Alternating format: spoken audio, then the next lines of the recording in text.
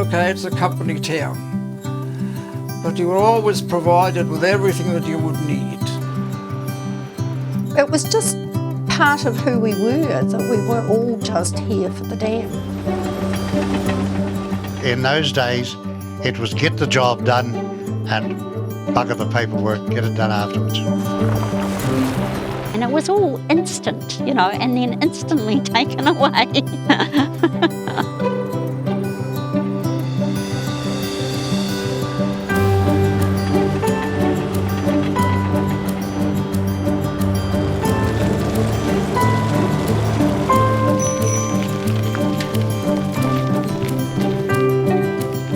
As a child, it was always mow.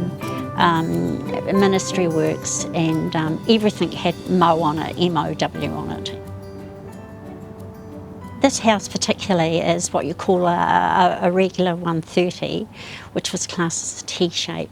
The houses were determined what sort of status you were, whether you were an engineer, whether you were a boss, or whether you were a worker. Reg 130s were those people that were in the New Zealand Workers' Union. We were very well looked after.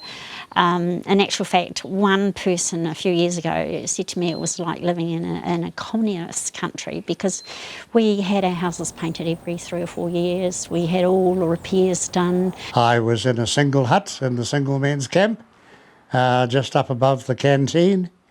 Cookhouse, number 1 cookhouse, not far below me. And a lovely canteen we did, yeah, with 3 beautiful billiard tables, big ones. You could go there and get a cup of tea or a cup of coffee or sandwich buns or have a talk, listen to the radio. The houses were brilliant in the summer. They didn't have air conditioning. Very cold in the winter, no such thing as insulation. We often had ice in our homes. We had ice inside our windows. Many times you came in from hanging the washing out and you know, you could cry. Your fingers were so cold. And it's the only time in my life, that first winter here, that I've ever had chilblains. As children, we went to bed with socks and hotties and jerseys on. But once again, we didn't know any different, and we did lots of running around, so it kept us warm. But yeah, no, it was cold in the winter. I think we were tougher back then. I mean, we're much softer now. Yeah, Mum used to feel very lonely, and her friends. It took a while for the women to settle in because they had babies and they didn't know each other, and most of the time their parents were either in Dunedin or Christchurch or whatever, and it was a young town with lots of young families. That was one of the draw cards of the town, is we were all much of an age. We were, most of us, early 20s, 30s. Yeah, we had all the facilities, all the clubs, and you know.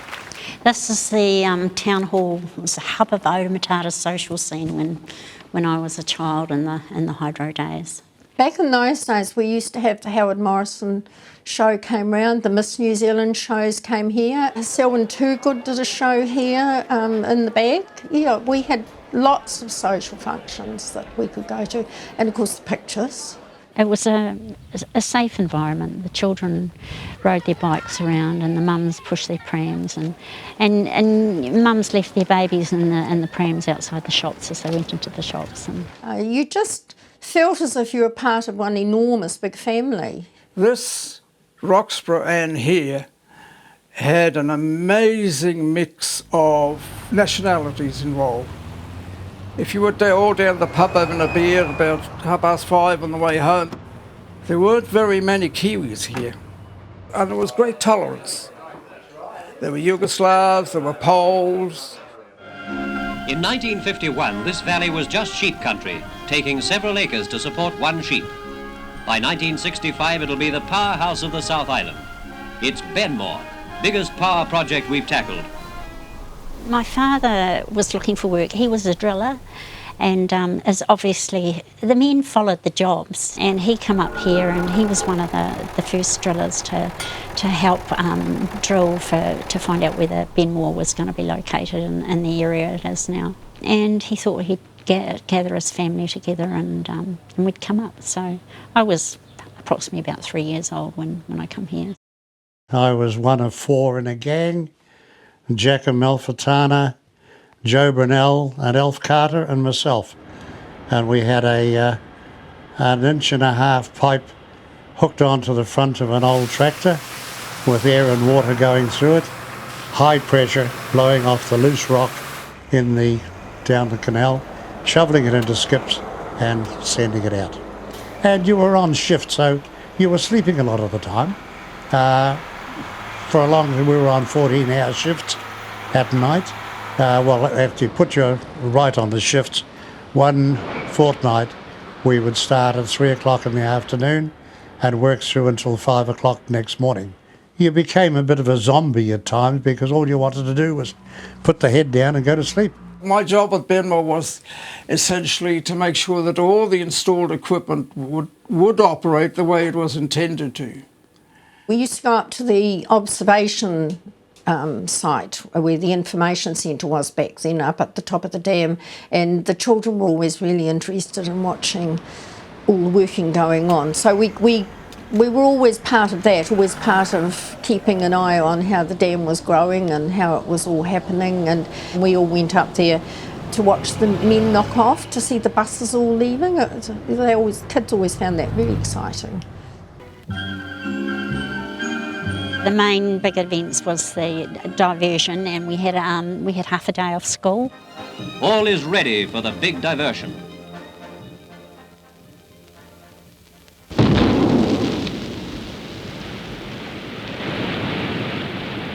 As the dust settles, the first water flows through the culvert.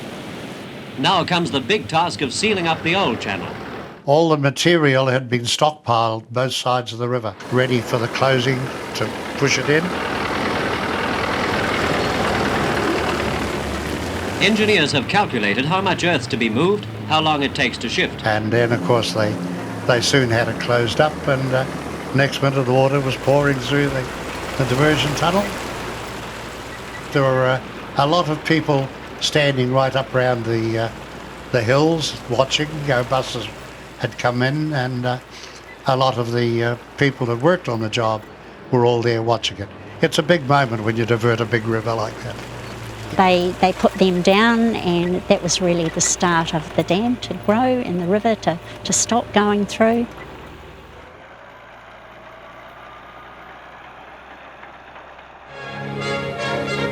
Finally, in May 1965, the £48 million engineering achievement was ready for opening by the Prime Minister, Mr. Hollier. Behind the stage there was a neon tube arrangement with a picture of New Zealand, a map of New Zealand behind it. And the idea was when the HVDC was started up, that neon tube would become alive, you see. And there was physical evidence there that DC power was going up to the North Island.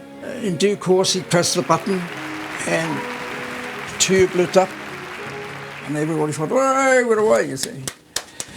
Well, in point of fact, none of the generators were capable of generating any power. Well, they had been working before that, but in a day or two before, they'd had massive transmission line failure. They couldn't get it going. We had the biggest party I can ever remember in that hall over there. I'm proud to have been a member of that, the whole crew that were down there, for everybody.